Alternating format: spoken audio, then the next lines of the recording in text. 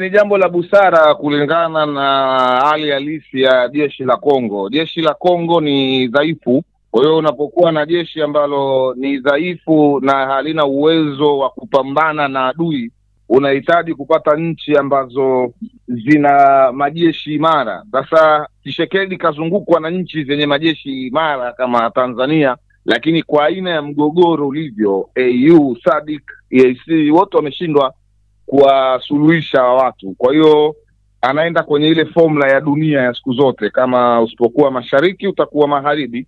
Na mwanzo alianza uhusiano na Urusi wa hapa na pale, sijui ni kitu gani kimetokea, ila mwisho wa siku amechagua kulindwa na Marekani kwa malipo ya madini ya Kongo. Na mimi nilikuwa naandika makala kwenye mtandao wangu wa Instagram hata kabla zaidi ya wiki 3-4 zilizopita, nikisema dunia jinsi ilivyokaa ni lazima Tshisekedi achague upande, kwamba Kongo ilivyokaa vile hakuna jeshi jeshi la Kongo ni dhaifu, hawezi kuilinda Kongo yao. Kwa hiyo unahitaji majeshi ambayo yana vifaa vizuri, yame-advance, yana mbinu, wana uzoefu wa vita. Sasa ni jeshi la Urusi ama Marekani, mataifa ambayo yana nguvu. Yeye kachagua Amerika. Ni uamuzi sahihi ili kuilinda nchi yake dhidi ya waasi.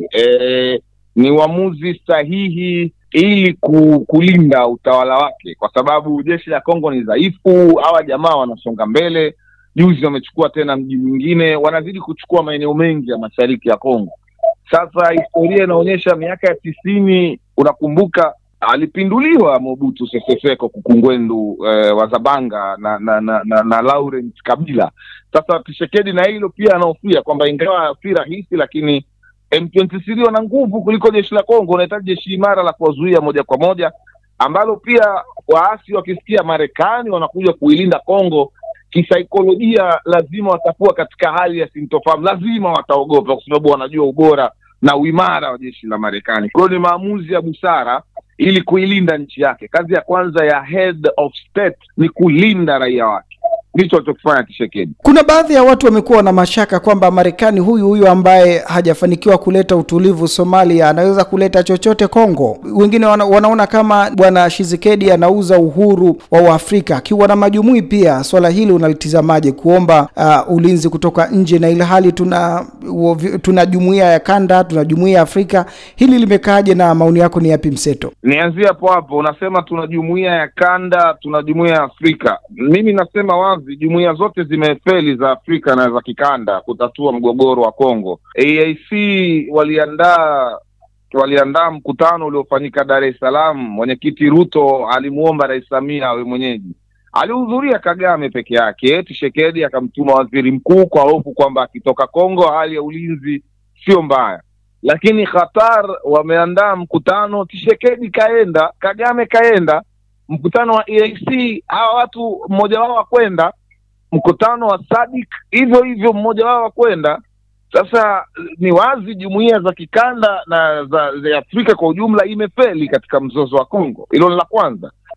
La pili, hao wanaosema kwamba kauza nchi, kipi ni bora? Unapofanya jambo unaangalia faida na hasara. Je, Kongo wangeendelea kubaki hivi walivyo bila msaada wa Marekani na waendelee kubaki na msaada wa Marekani, ipi ni faida kwao? Faida kwao kwa serikali ni kubaki na Marekani kwa sababu unajilinda dhidi ya watu. Ukibaki peke yako bila ya Marekani unaweka serikali yako matatani, lakini pia wakimbizi wanaongezeka. Kongo, Burundi imepokea zaidi ya wakimbizi 100,000 wa Kongo. Yote ni kwa sababu jeshi la Kongo limeshindwa kudhibiti waasi wa M23 mashariki.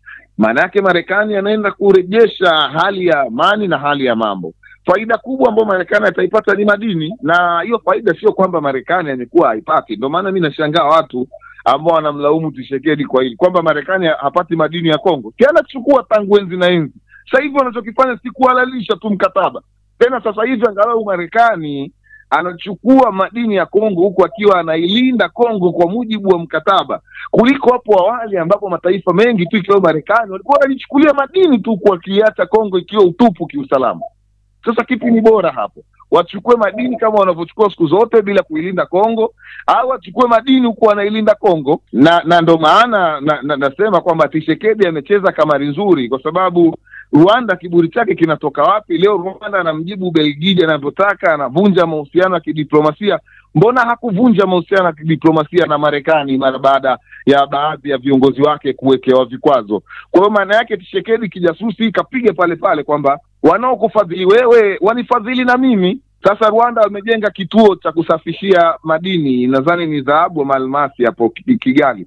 Yaani madini, Rwanda ana uchumi mkubwa gani wa madini kiasi kwamba ajenge kituo? Kwa hiyo ni kama unavyosema, kuna wafadhili ambao wako nyuma ya Rwanda. Kongo anaweka amua kufuata wafadhili wale wa Rwanda. Sawa, Kelvin, ni kama jumuiya za kimataifa na pengine sana kwa karibu Umoja wa Ulaya umezidi kuweka vikwazo vingi kwa serikali ya Kigali, na serikali ya Kigali nayo imetoka kuonyesha misuli yake kwamba watu wajiandae kwa sababu hali inakuja ngumu. Swala hili la vikwazo limeanza kuathiri Kigali kwa kiasi gani, na pengine litaathiri kwa kiasi gani serikali ya Kigali vikwazo hivi ambavyo inawekewa?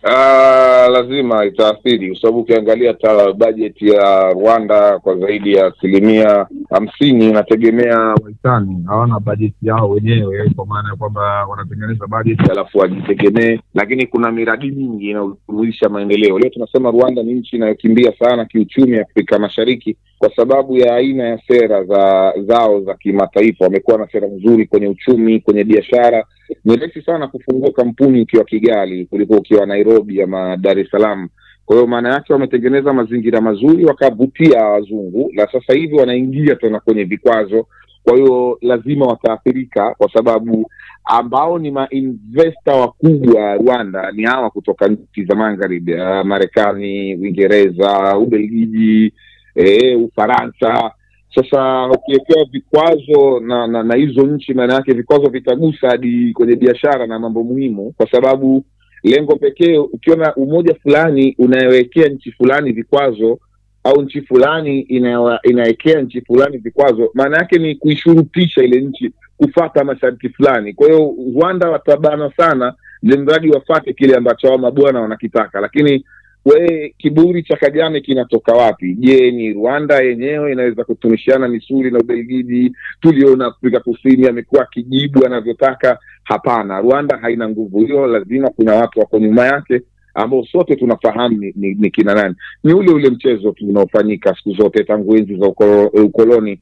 Kanuni simple ambao wanaitumia inaitwa divided and rule, wagawanye watawale.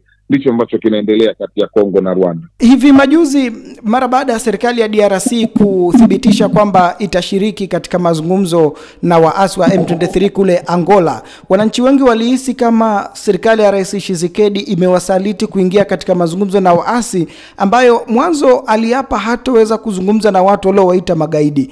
Kwa nini huyu Tshisekedi baadaye alitaka kuzungumza na hawa waasi kupitia serikali yake? Kuna lolote la kiusalama hapo ambalo wananchi wa kawaida hawalielewi? Alikuwa na namna, issue ni kwamba anazidi kupoteza maeneo mengi, na jeshi la Kongo alikuwa na msaada wote, na hapa M23 waliviona hilo kwamba tumemshika Tshisekedi kwenye 18 anataka kuzungumza na sisi, lakini M23 dakika za jioni wakaweka sharti lingine kwamba sikiliza, kiongozi wetu kwazo waondolewe vikwazo ndo kizungumzo. Mwisho wa siku mazungumzo yale yakavunjika, na ndio maana Tshisekedi akaona hamna haja, acha nikimbilie Marekani. Alikuwa na namna, yani Tshisekedi anakuwa mpole, wakati mwingine anafanya vitu ambavyo pengine havipo hata kwenye plani yake, kwa sababu ya hana jeshi. Jeshi la Kongo ni dhaifu kweli kweli, haliwezi. Kwa hiyo ni M23 wanafahamu hilo, na ndio maana unaona walikubali dakika za mwisho wakaweka masharti mengine kwamba viongozi wote waendelee vikwazo ili tufanye mazungumzo na wewe. Wanafahamu jeshi la Kongo ni dhaifu, na ndio maana wanaipelekesha wanavyotaka serikali ya Tshisekedi. Waasi wanazidi kusonga mbele na wamechukua mji wa Walikale, na baadhi ya wachambuzi mnadai kwamba mpaka mwishoni wa juma mji wa Kisangani utakuwa umeanguka. Hii inaleta maana gani kwa maendeleo ya waasi na juhudi ambazo Tshisekedi anazichukua za kidiplomasia zaidi kuliko za kijeshi? Ina maana ya kwamba kama hapo harakisha makubaliano na Marekani, na Marekani ikaanza kuilinda Kongo kwa kuchukua madini, atazidi kupoteza miji mingi zaidi, kwa sababu jeshi la Kongo ni dhaifu. Na hata hiyo diplomasia ambayo tunaizungumza sasa hivi anaonekana kama amechoka, na sidhani pia kama inamsaidia, kwa sababu jumuiya zote EAC, SADC, AU wamekuwa kijadili mara zote kuhusu diplomasia. Wakati huo M23 wanazidi kujitwalia maeneo ya Kongo, unajadili diplomasia, mwenzako wanazidi kupiga hatua. Kwa hiyo tulipofika hapa, diplomasia sio issue tena kwa Kongo, sio kitu cha kuwasaidia. Kitu pekee cha kuisaidia serikali ya Kongo ni uimara wa jeshi. Kama jeshi la Kongo haliwezi kuwa imara, unatafuta nchi zenye majeshi imara zinakulinda pale, alafu unawapa madini. Kwa hiyo diplomasia si msaada tena kwa Tshisekedi, ni kuingia field, kuwashambulia moja kwa moja M23 na kuwasogeza nyuma. Uganda, rafiki wa karibu wa Rwanda, iko kimya toka mwanzo. Kuna shida? Of course, Uganda unajua hata kabla ya mzozo huu Museveni na Kagame waliingia kwenye malumbano fulani hivi madogo madogo. Sasa unajua Museveni na Kagame ni watu wenye historia, kwa maana ya kwamba huyu Kagame amewahi kuwa mkuu wa intelijensia kwenye jeshi la Uganda. Sasa ni watu ambao mara nyingi wanaheshimiana, lakini pia hawa Uganda kimpaka wamepakana na Kongo pia pamoja na Rwanda. Kwa lazima uangalie namna gani unacheza vizuri na majirani zako wote wawili, ili usije ukajikuta unatoa matamshi ama unataka kuegemea upande mmoja, ile hali wote wanaopigana ni majirani zako. Kidiplomasia, majirani zako wanapopigana au kugombana, ni vyema wewe kukaa katikati, kwa sababu kama utachagua upande wa kuwa na jirani mmoja, jirani mwingine anaweza akatumika na maadui kukushambulia wewe. Kwa hiyo wanachokifanya Uganda ni kujaribu kufuata ile misimamo ya kikanda ambayo mara nyingi imekaa katikati, haijabezi Rwanda wala Kongo. Na ndio maana hata ukisoma ripoti Umoja wa Mataifa unathibitisha ni kweli Rwanda wanawaunga mkono M23, Marekani wanasema hivyo hivyo, Ufaransa pia. Lakini Jumuiya ya Afrika Mashariki haithibitishi hilo, SADC hawathibitishi hilo, African Union, AU hawathibitishi hilo. Sasa kama hawa watu wenye vyombo vikubwa kama Umoja wa Ulaya, Marekani wamethibitisha, sisi ni kina nani hatuwezi kuthibitisha? Unagundua tu ni kukaa katikati ili kubalance mambo yaende. Ndicho ambacho wanafanya nchi nyingi za Afrika, na ndicho ambacho wanakifanya Uganda. Jumuiya ya Maendeleo Kusini mwa Afrika SADC imeondoa vikosi vyake Kongo. Je, kuondoa huku ni kukubali kushindwa ama inaenda kujipanga kuleta kikosi kingine? Na baadhi wanasema SADC sasa imeenda kukaa kuruhusu chapter ile ya 7 ambayo itaruhusu wanajeshi wa SADC kutumia silaha. Hili unaliona ama ni maneno ya mjini tu haya? Ingekuwa mpango, Tshisekedi ana uamini wa SADC na anaamini majeshi ya SADC, asingeenda kusaini mkataba na Marekani wa kuilinda Kongo.